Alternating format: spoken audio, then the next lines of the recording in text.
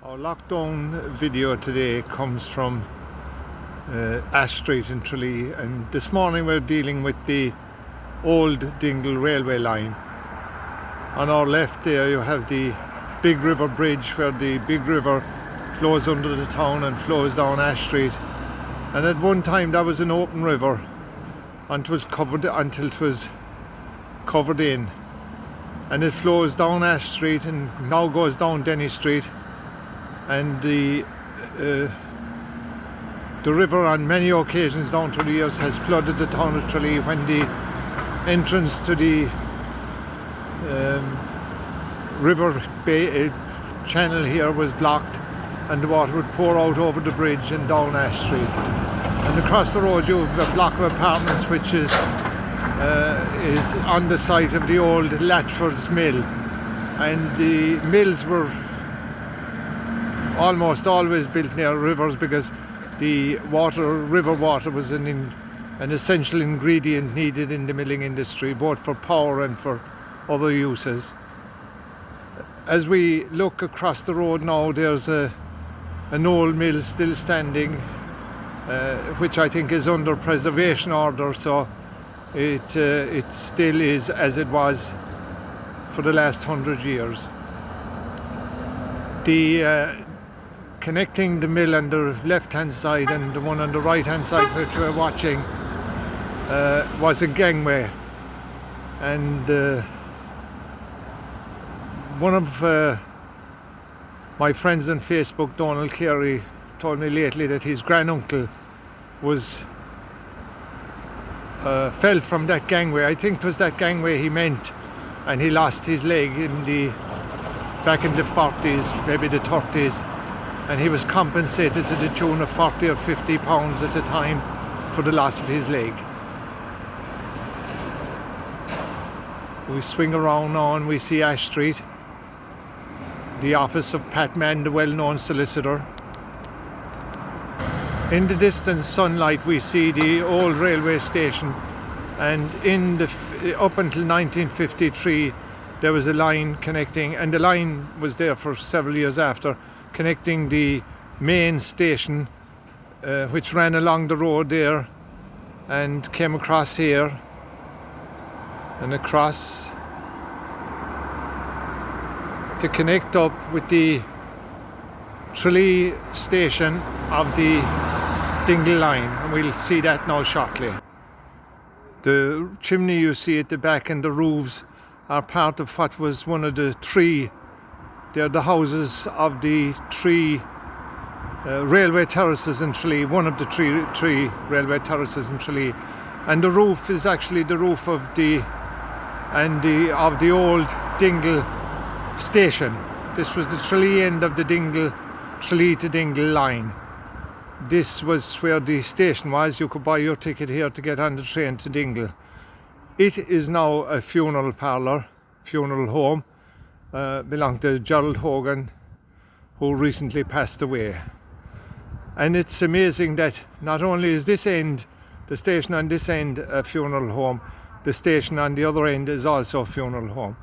As my friend Johnny Wall was heard to say, there's still departure lounges. As the steam engine and its carriages left here, the grey house you see in front of us is part of St. John's Park. The train headed along there, where the gable is now, along that road, along what is called North Circular Road. And we'll follow the railway line now until it leaves Tralee. The railway line ran along the left-hand side here, almost the same curvature as the wall you see in front of you. The street now is unrecognisable. The train ran along here, North Circle Road, heading for Rock Street. The cream building you can see in the distance was Barrett's Butcher Shop, and it ran alongside the butcher shop into what is now Stack's Villas. As it ran along North Circle Road, it passed in front of this filling station, which wasn't there at the time when the line closed in 1953. In earlier years there was a dance hall here, and in Ireland we have a habit of replacing the word of with the word a. And there was a dance hall here going back into that time, back into the 30s and 40s, which was known as the Bucket of Blood.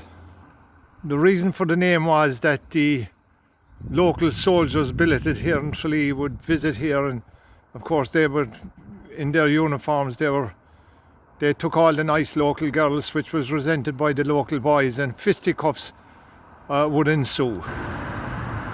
We're now at the corner of Pembroke Street and North Circular Road, where the boat roads join Matt Talbot's Road, and the train ran across here, and inside the walls over this, if you can see it now with the strong sunlight that's rising over the eastern side of town, is obscuring our view, but the train ran along here, crossed Pembroke Street, and you must remember in those days there was no guard rails on the tracks were open, and children living here could jump on the back of the train and go for a ride for a little bit.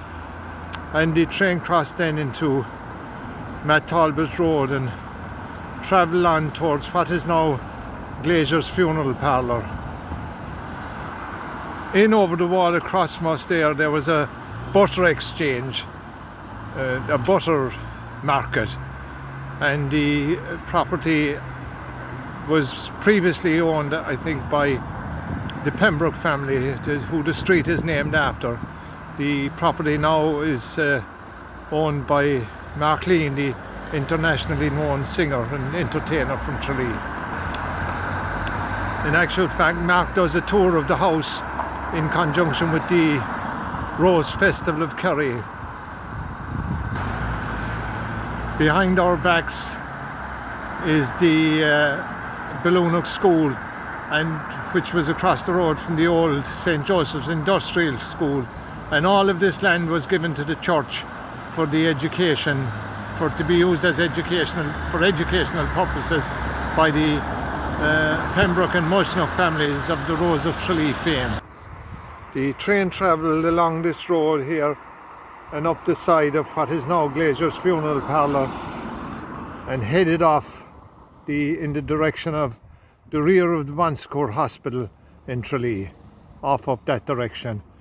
And if you have ever occasion to visit Glazier's Funeral Parlour, and in the lobby there's a beautiful map, photograph, ordnance survey drawing or whatever on the wall showing the route of the Tralee to Dingle railway line. I'm here outside what is affectionately known as Jimmy Moran's shop, and we think this morning about Dersey Sullivan, who soldiered inside the shop with Jimmy for many years. Dersey was one of the great characters of this area, Strand Road, and the Dingle train came down here, followed this path, crossed the road, and in there by the side of those houses were there at the time, and there are some great characters from this part of the town, and living in one of those houses up till recently was a man by the name of John Slasher Flynn. And Slasher was one of the many nicknames of fellas from this locality. As we stand where the railway line crossed the road and look down Strand Road, it remains largely unchanged in the last 70 years. The houses, of course, are many of them freshly painted and are looking much better than the grey they did back in the 40s and 50s. We recall this morning the many nicknames that existed here in Strand Road. The likes of Grinder, who was Jimmy's father, Jimmy that owns the shop across the road, Gykes, Moran, Dukes Hobart, and of course there was a well-known character who lived across the road here. They called him Choo Choo Connor, and the reason they called him Choo Choo was that every time he heard the train coming, he would say choo choo, and his mother would have to lift him up in the wall to see the train behind. He lives in Australia now, and his son is a member of Parliament in Australia. We're now in Basin Road in Tralee, and the train came out there where that building is, belonged to the Electricity Supply Board of Ireland, and it came across the road here and it entered this garden here, which is now part of a private house, belonged to the Wren family, and the Wren family were living in the house at the time the train was running here. And what we can see there, the cream gable of the house, was the railway station. It was a station, it was a stop for the train. And on occasions when we wouldn't be locked down now, and Michael Wren has frequently invited me into the garden to see the way the train, the platforms, the shape of the platform is still there on his lawn. And you can see that it was one of the only platforms in Ireland, and possibly in Europe, where the train stopped on a curve, because the line followed the curve as it headed for Dingle. And many of the features that were there at the time in the station house are still there to this day.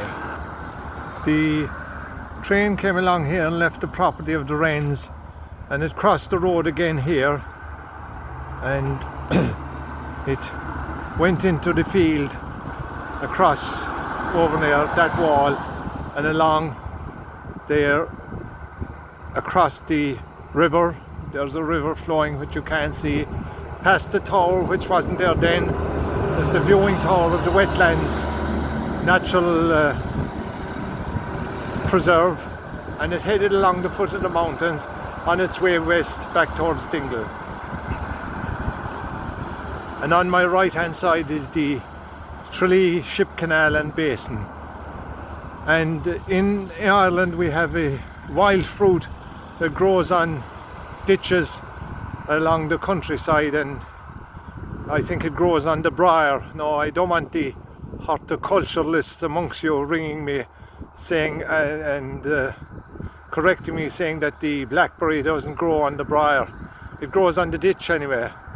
And there was the train went so slow as it climbed the mountains and the hills on its way towards Dingle that there was a sign on the train saying, "Please don't pick the blackberries while the train is in motion."